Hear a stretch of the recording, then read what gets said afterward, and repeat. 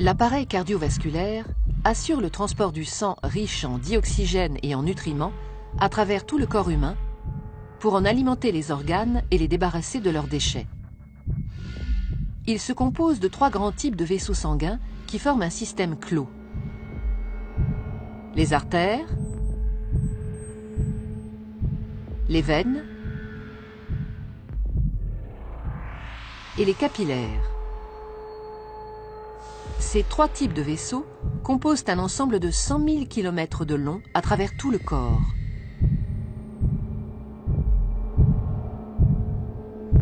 Une artère transporte le sang du cœur vers les organes.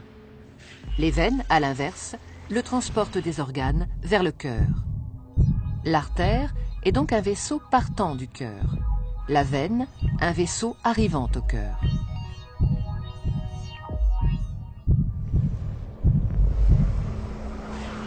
Tous les organes sont richement irrigués, c'est-à-dire qu'une multitude de petits vaisseaux sanguins les parcourent. Ce sont les capillaires.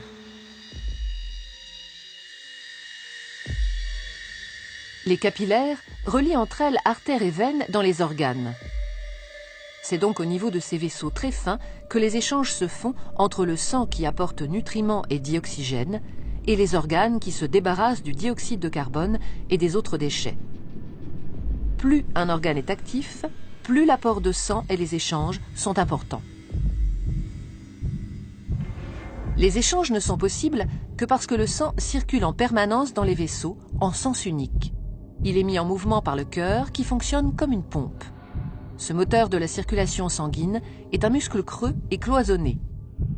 À chaque contraction, il propulse du sang dans les artères. Le cœur possède 4 cavités avec un côté droit et un côté gauche, composés chacun d'une oreillette et d'un ventricule. Le côté droit reçoit le sang pauvre en dioxygène. Le côté gauche, au contraire, le sang enrichi en dioxygène après son passage au niveau des poumons. Chaque contraction le propulse dans les artères.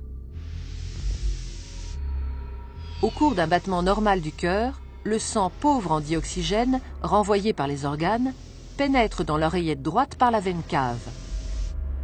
La contraction de l'oreillette droite le fait passer dans le ventricule droit, qui, en se rétractant à son tour, l'expédie dans les poumons par l'artère pulmonaire.